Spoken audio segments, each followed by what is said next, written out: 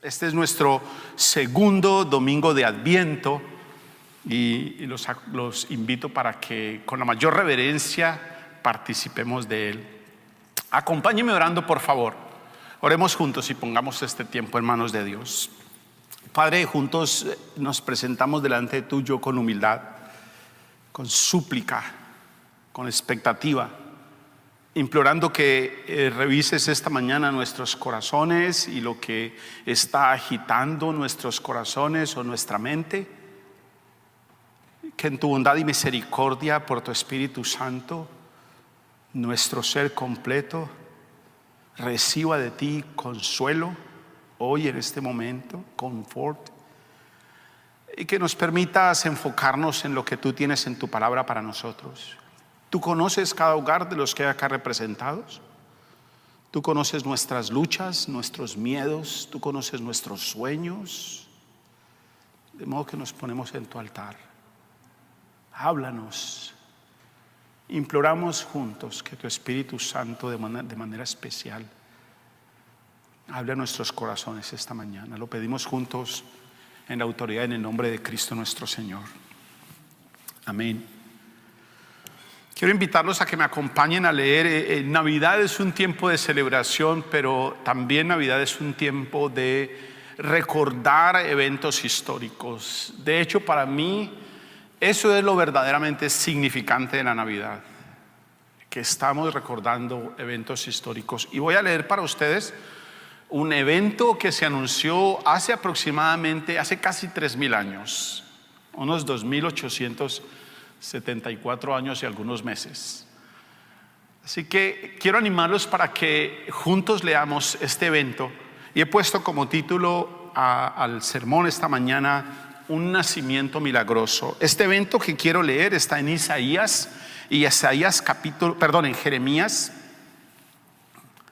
Jeremías capítulo 7. Dije yo Isaías, ¿sí? Jeremías capítulo 7, versículo 14. Dice así. Es Isaías capítulo 7, versículo 14. Vamos a Isaías. Dice así la escritura: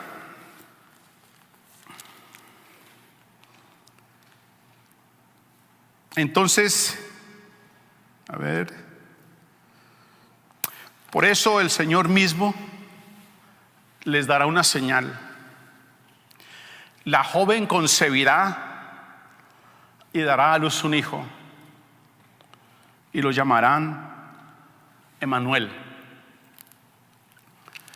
Isaías es la evidencia más detallada que ustedes y yo tenemos de lo que es el Evangelio en el Antiguo Testamento.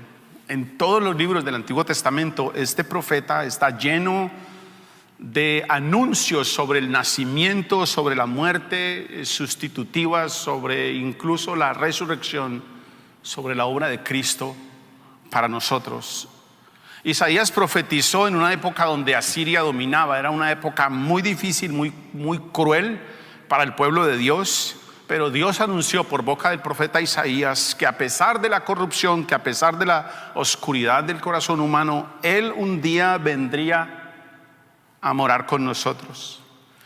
En el capítulo 6 de Isaías ustedes encuentran el llamado de Dios a Isaías como profeta. Cuando él se ve ante la santidad de Dios, admite la impureza del corazón de Isaías y dice, implora a Dios por misericordia. Dice: ay de mí, estoy perdido, porque siendo hombre de labios inmundos y habitando en medio de un pueblo de labios inmundos, mis ojos han visto al Rey. Luego Dios, en su conversación y en su llamado con Isaías, dice, como mirando para cualquier lado: ¿a quién enviaré? ¿Quién irá? E Isaías responde al Señor: Señor, heme aquí, envíame a mí. Desde el llamado que Dios hace al profeta Isaías hasta la profecía que acabamos de leer en el capítulo 7, en el versículo 14, han pasado aproximadamente unos 20 años, y surge como rey un rey malvado, Acaz, tal vez el más corrupto de todos, el más pagano, al que muchos siguieron. Y Dios, por boca de varios profetas, Miqueas, Oseas, Isaías mismo, llama a Acaz para que se arrepienta, para que se reencuentre con Dios. Pero Acaz toma la decisión de no hacerlo. Quiero que me acompañen, Isaías capítulo 7, el mismo lugar donde estábamos, los versículos 10 hasta el 12. Mire lo que dice Isaías capítulo 7, versículos 10 al 12. Dice: el Señor se dirigió a Acaz de nuevo. Pide que el Señor tu Dios te dé una señal, ya sea en lo más profundo de la tierra o en lo alto del cielo. Pero Acaz respondió: no pondré a prueba al Señor, ni le pediré nada. Entonces Dios toma una decisión y se dirige al pueblo de él, se dirige a Israel, se dirige a la casa de Israel. Y les dice que les va a dar una señal. Elige Dios una señal que ratificará el cumplimiento de su profecía con la humanidad, de su interés por la humanidad. 700 años después de ese anuncio, de eso que acabamos de leer esta mañana, en Belén, la ciudad de David, de María, una virgen, nacería un niño. ¿Es esto lo que ustedes y yo estamos celebrando? Esto es Adviento, esto es Navidad. Es una poderosa señal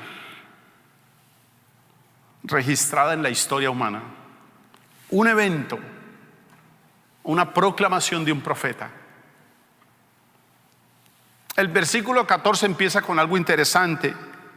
Por tanto, el Señor mismo les dará una señal. Esa palabra de por tanto es una palabra de contraste, es una palabra donde Dios quiere mostrarnos lo que va a hacer a pesar de, por tanto, independiente de, a pesar de. Dios toma la decisión de, a pesar de la incredulidad, no solo de Acaz, pero de la gente, venir a nosotros. Y dice algo interesante: el Señor mismo. Usa un pronombre interesante. Está hablando de Adonai, está hablando de la soberanía de Dios, como para decirnos: esto no va a ser otro profeta el que va a venir. Yo mismo lo voy a hacer. Yo mismo lo voy a cumplir. Y dice que les dará, en plural, les dará una señal, afirmándonos a nosotros el deseo inclusive de Dios.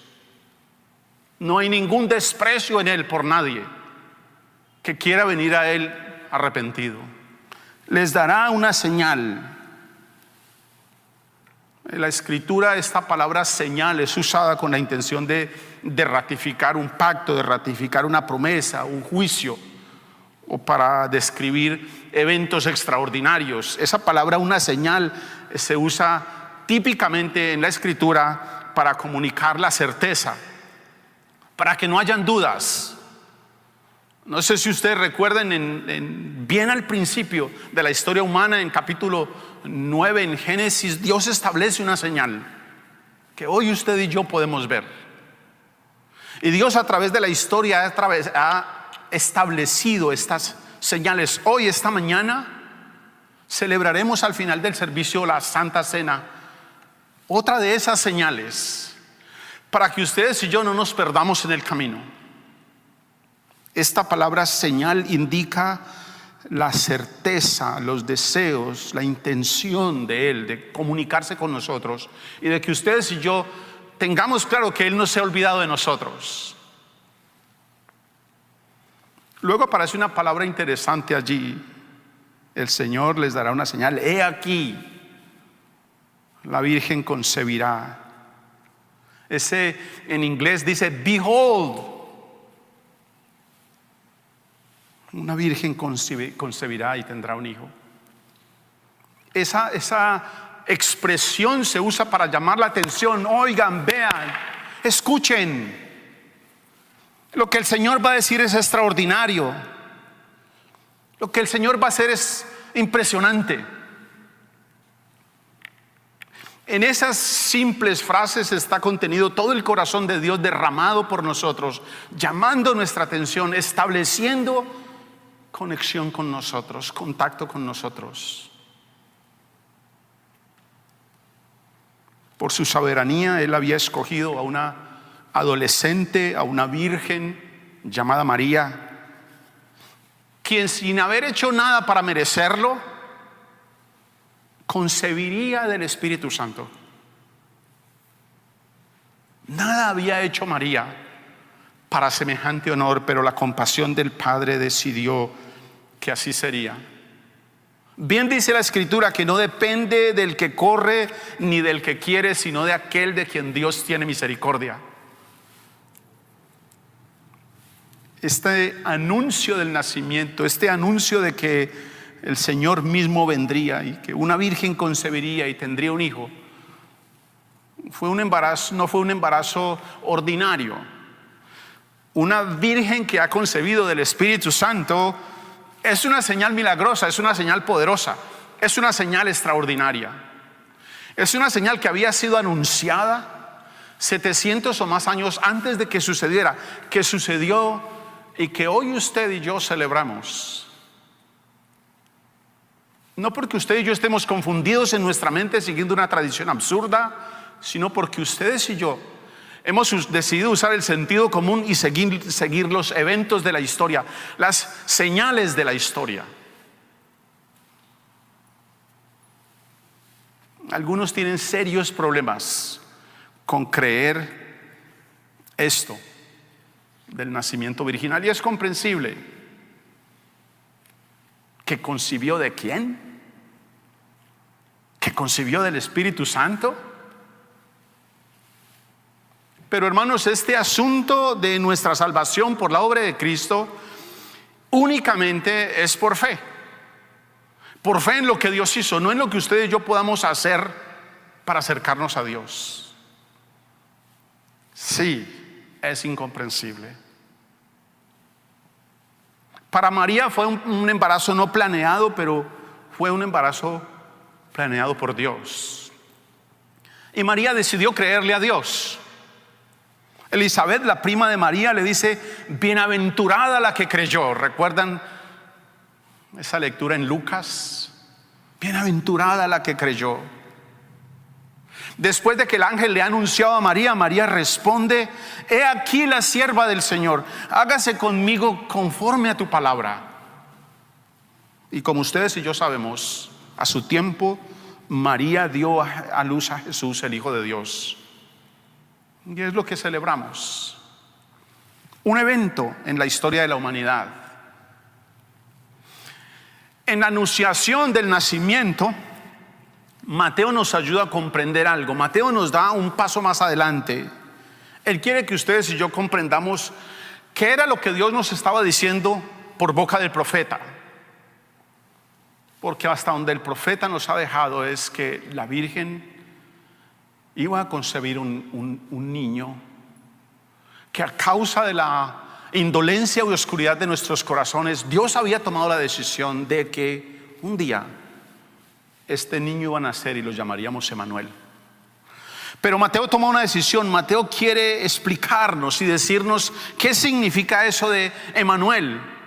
Y los traductores nos ayudan con algo.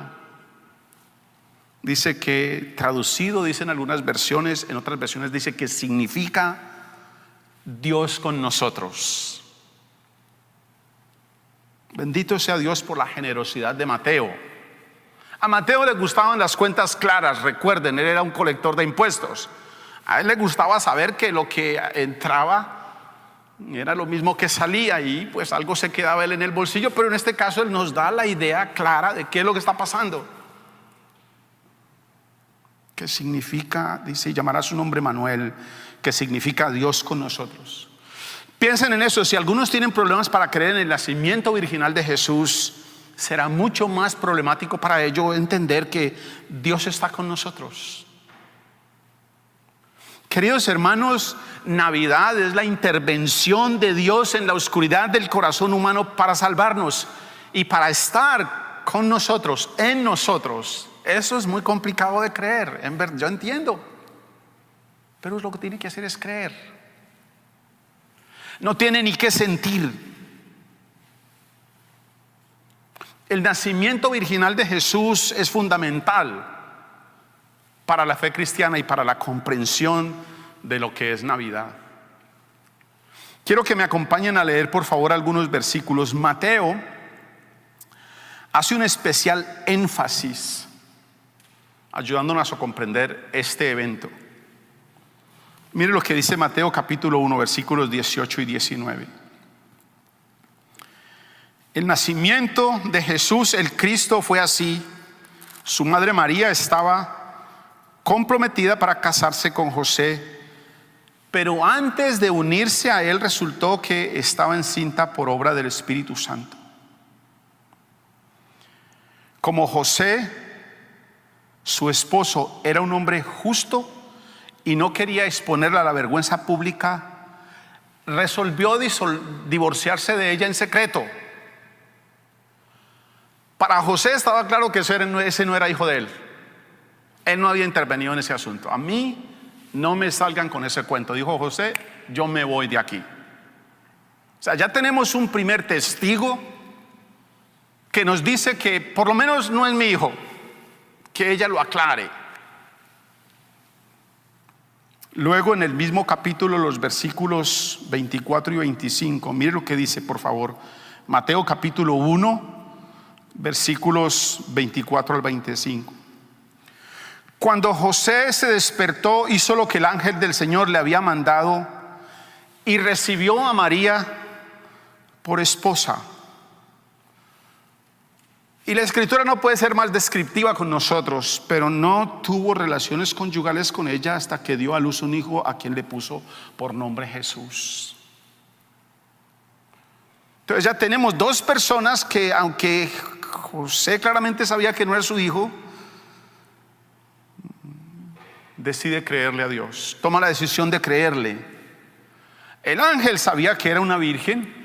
El ángel sabía la confusión en la que estaba José. ¿Cómo es posible que mi prometida ahora resulta embarazada? Y el ángel va y se acerca a José. José, tranquilízate, no te preocupes, tranquilo. Ella ha concebido del Espíritu. Lo que le dijo ella era verdad, no te preocupes. Y dice la escritura que José decidió creerle al Señor y recibir a María. No sé si se lo puso como condición al ángel, ok, yo voy donde ella, pero quiero advertirle algo. No voy a tener relaciones conyugales con ella hasta que no nazca el niño. No sé si eso lo haya hecho. Por lo menos la escritura nos dice que él no lo hizo. José también creyó. Ahora quiero que me acompañen a Lucas. En Lucas, la escritura, en el capítulo 1, que es toda la narración de este nacimiento, en el versículo 27, sucede algo interesante. Dice, este es el evento de la anunciación. A los 6 meses Dios envió al ángel Gabriel a Nazaret, pueblo de Galilea, a visitar a una joven virgen comprometida para casarse con un hombre que se llamaba José, descendiente de David. La virgen se llamaba María. 2 veces en esas pequeñas sentencias nos enfatiza la condición de ella antes del nacimiento. Luego en mismo Lucas capítulo 1, en el versículo 34, nos dice lo que es lo más obvio del relato, que María sabía que ella era virgen. María pregunta, ¿cómo podrá suceder esto? Le preguntó María al ángel, pues yo soy virgen. Estos testigos son vitales. El profeta, el ángel, el evangelista, José, María. No sé cuántos más testigos necesite un juez para tomar decisión en un veredicto, pero son vitales en la afirmación de esta señal milagrosa, de este evento extraordinario, el nacimiento de Emmanuel, Dios con nosotros. Ahora, ¿cuáles son las implicaciones de esta señal milagrosa? La primera y la más importante, o la primera sin que sea la más importante, es que Jesús es completamente humano, pues fue por haber nacido del vientre de María. Era necesario que el Salvador tuviera la misma naturaleza de aquellos que Él venía a salvar, a redimir. Él ha venido a participar con nosotros de lo que usted y yo participamos. Él se tuvo que cambiar los zapatos. Él sudó.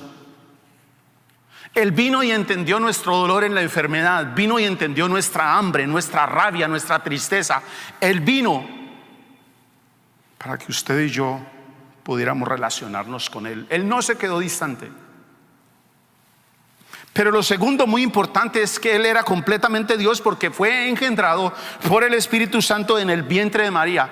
Era igualmente necesario que el Salvador fuera santo, fuera sin pecado, fuera sin culpa, para ser el Cordero Inmaculado que daría su vida en rescate por nosotros los pecadores. Ningún humano, jamás podremos hacer este énfasis de manera suficiente, ningún humano está calificado en su naturaleza para redimir, para rescatar a los pecadores de sus pecados. La Escritura nos dice: no hay otro nombre bajo el cielo dado a los hombres en que podamos ser salvos. Pero Jesús es completamente hombre y completamente Dios. Ambos requisitos se cumplen en la persona de Jesús. Acompáñeme leyendo Juan capítulo 1, versículo 14. Miren lo que dice la Escritura.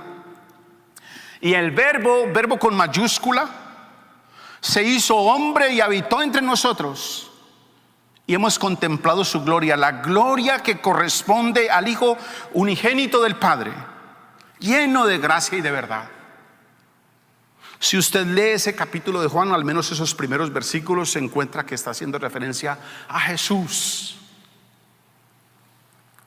Esto es muy grande, queridos hermanos. El Dios soberano, el creador del universo, el creador de todo lo que hay, el único nombre bajo el cielo dado a los hombres por el cual ustedes y yo podemos ser salvos, ha entrado en el vientre de una virgen, como lo había prometido cientos de años atrás, para hacerse semejante a nosotros, para entendernos. Nos conoce mejor que nosotros mismos. Conoce cada pensamiento nuestro. Conoce nuestras intenciones.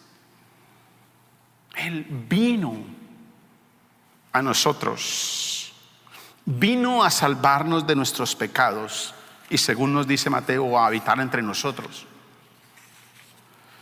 Quiero que me acompañen por favor leyendo Mateo capítulo 1, versículos 21 al 23. Mire lo que dice.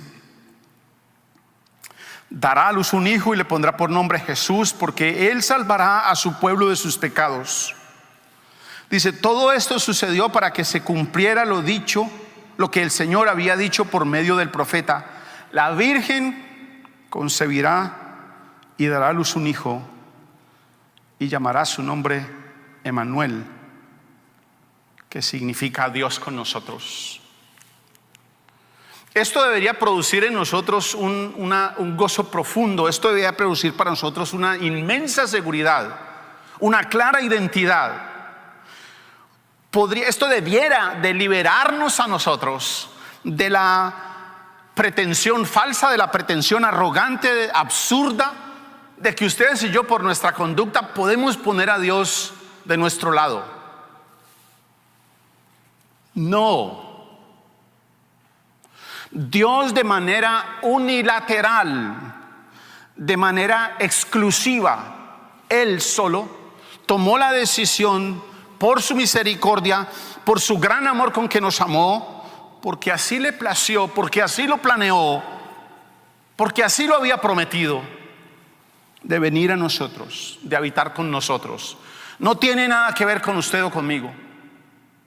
No es que usted y yo hayamos provocado por nuestra conducta, o aunque fue nuestra mala conducta lo que provocó su decisión.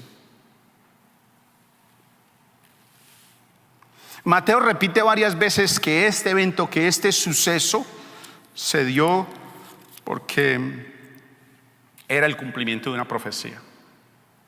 Mire lo que dice, acompáñeme por favor. Mateo capítulo 2, versículo 5. Dice así: en Belén de Judá le respondieron, porque esto es lo que ha escrito el profeta. Mateo capítulo 2, versículo 15. Mire lo que dice: donde permaneció hasta la muerte de Herodes, de este modo se cumplió lo que el Señor había dicho por medio del profeta. Versículo 17, allí mismo: entonces se cumplió lo dicho por el profeta Jeremías. Versículo 23: y fue a vivir en un pueblo llamado Nazaret. Con esto se cumplió lo dicho por el profeta. Vez tras vez, Mateo nos dice que todo este asunto se debe a que Dios lo había anunciado, Dios lo había dicho. Ustedes y yo estamos celebrando un evento histórico. Es mucho más, es más grande que una tradición de nuestros abuelos. Yo no sé ustedes, pero esta mañana escuchando la música, ay, bendito sea Dios, porque tenemos gente con estos talentos y Dios le ha dado estos dones a nuestros músicos y nos llevan al Padre a recordar estos momentos. Según Mateo capítulo 1 versículo 23, Dios ha cumplido lo dicho 2700 y algo de años atrás por boca de Isaías. Y Mateo hace algo. Mateo pasa de la proclamación de la promesa y llamará su nombre a la aplicación de la promesa cumplida, y llamarán su nombre, le pondrán por nombre. Mateo deliberadamente resalta el punto revelador de la profecía. Mateo está buscando que ustedes y yo comprendamos: de nada sirve si la profecía era solo para Dios. Llamará su nombre Emmanuel. De nada le sirve a usted saber que Dios ama al mundo si usted no cree que Dios lo ama a usted. Pero si ustedes y yo podemos llamarlo Dios con nosotros, entonces es personal, es cercano, ya no es distante. Es en nosotros, está en nosotros, mora con nosotros. Ahora todos los creyentes pueden llamarlo Emmanuel, Dios con nosotros.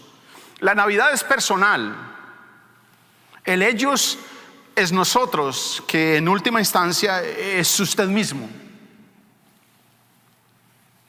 Pregunta para usted: ¿está Dios contigo? ¿Mora Él en tu corazón? ¿Lo llamas Emmanuel? ¿Lo llamarías Emmanuel?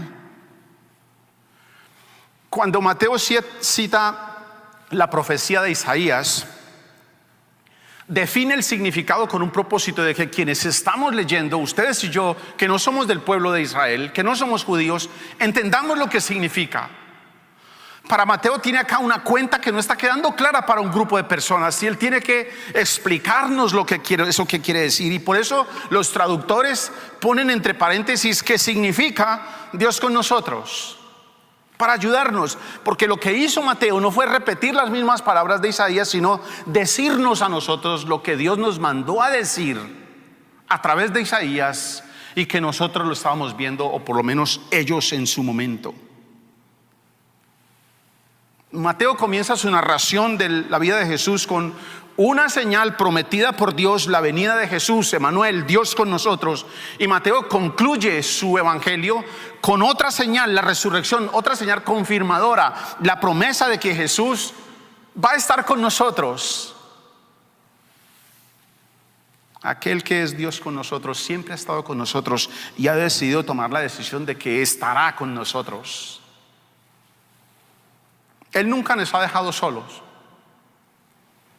Pero ¿cómo podría sentirse en algunos casos el mensaje de Emmanuel, de Dios con nosotros, hoy en este momento de oscuridad, en este momento histórico nuestro, hoy aquí en nuestra ciudad, de incertidumbre, de depravación, de corrupción? ¿Cómo responden algunos al mensaje de Emmanuel, Dios con nosotros?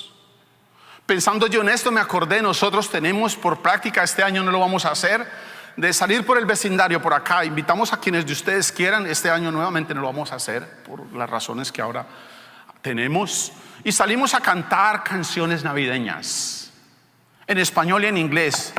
tocamos las puertas o nos paramos allí en el driveway y con guitarras o con lo que sea cantamos. 5, 6, 7 personas nos reunimos acá, tomamos chocolatico caliente antes de salir. Es como a las 6 de la tarde más o menos, y salimos por el vecindario 1 hora, hora y media, caminando, conversando y haciendo eso.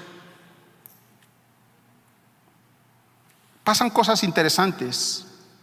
En algunos casos tocamos, no hay nadie allí, nadie para escuchar el mensaje. En otros casos, otros estaban demasiado ocupados y nos dicen que no tenían tiempo. En una ocasión, un hombre, cuando golpeamos, abrió la puerta y volvió a cerrarla inmediatamente, apagó la luz y se fue. ¿Has cerrado la puerta a Dios? ¿Prefieres ir a la oscuridad de tus pensamientos? Algunos se escondieron, aunque veíamos siluetas por allá moviéndose. No abrieron. ¿Te has escondido de Dios? ¿Piensas que te puedes esconder de Dios?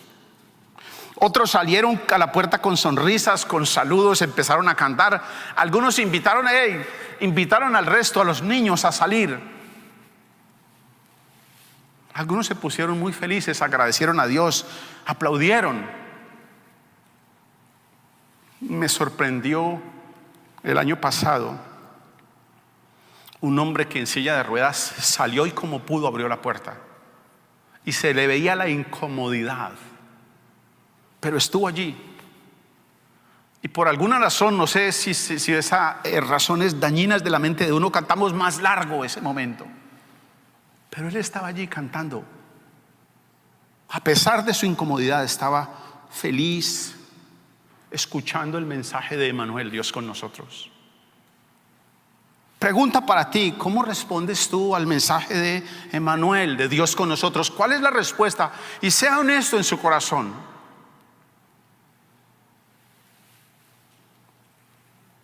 ¿Abrirías tu vida o la cerrarías al mensaje de Dios con nosotros? ¿Te esconderás en tus propios pensamientos, en tus propias ideas de salvación?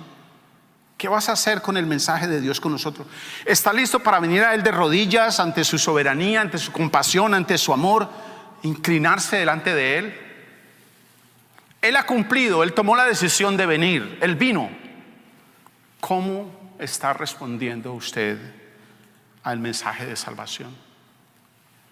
Dice la Escritura: Cristo Jesús vino al mundo para salvar a los pecadores, de los cuales yo soy el primero, admite uno de los apóstoles. ¿Aceptarás la salvación de Él? Él ofrece salvación gratuita.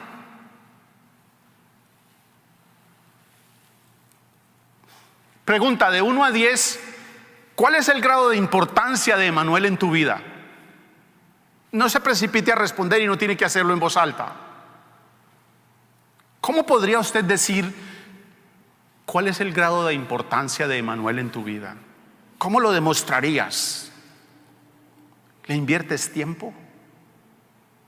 ¿Pasas tiempo a solas con Él? ¿Lo escuchas? ¿Prestas atención a lo que Él enseña, a lo que Él dice? ¿Cómo estás respondiendo tú al mensaje de Emmanuel? Dice la Escritura: a lo suyo vino, pero los suyos no lo recibieron, mas a todos los que le recibieron les dio el derecho, les dio la potestad, el privilegio, el honor de ser hechos hijos de Dios. Eso se conoce como el nacimiento espiritual. En verdad, el nacimiento virginal de Jesús es un asunto milagroso, y el nacimiento espiritual es otro nacimiento milagroso. Alguien le pregunta a Jesús: Jesús, ¿y eso cómo sucede? ¿Y saben cuál es la respuesta de Jesús? Tú no sabes cómo sucede eso. El Espíritu Santo lo hace por ti. Tú no tienes ninguna intervención. El Espíritu Santo te da ese nacimiento. Pídele a Dios durante esta temporada o esta mañana, hoy mismo, aquí en sus pensamientos, pídale a Dios que obre un milagro en usted, que le permita ver en su corazón el valor de que Él está con usted. No estamos hablando de un mito, Estamos hablando de la presencia real de Dios en usted. Dígale: Dios, obra un milagro en mi vida, revélame tu presencia. Ayúdame a entender que estás conmigo, en mí. En la anunciación del nacimiento de Emanuel, el ángel le dijo a los pastores: les ha nacido hoy en la ciudad de David un Salvador, que es Cristo el Señor. Pregunta: ¿crees que Cristo ha nacido para ti o Cristo nació por allá en algún lugar? Bueno, en Oriente, algunos podrán decir y otros podrán ser más específicos. ¿Crees que Dios nació para ti, en ti? Hoy les ha nacido en la ciudad de David un Salvador, que es Cristo el Señor. Quiero invitarlos que a la luz de la presencia de Emanuel, de Dios con nosotros, quiero animarlos para que se conecten con la comunidad de creyentes, compartan esa verdad, cuéntele a sus familiares, cuéntele a sus amigos lo que ha pasado. Dios está con nosotros, no nos ha dejado en este asunto que estamos enfrentando solos. Comuníquense, conéctense, vengan a los servicios, anímense. Ustedes y yo somos los portadores de la verdad. Cristo Jesús, Emanuel, Dios con nosotros, es la verdad. Ustedes y yo somos la sal y la luz de la ciudad. La intención de Dios, la decisión de Dios desde el principio fue no dejarnos a nosotros en nuestra rebeldía hacia Él, sino venir a rescatarnos.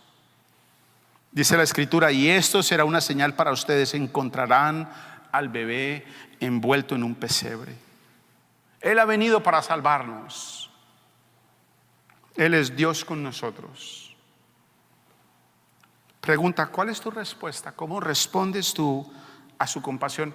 ¿Cómo respondes tú a sus ofertas, a sus pactos, a sus promesas?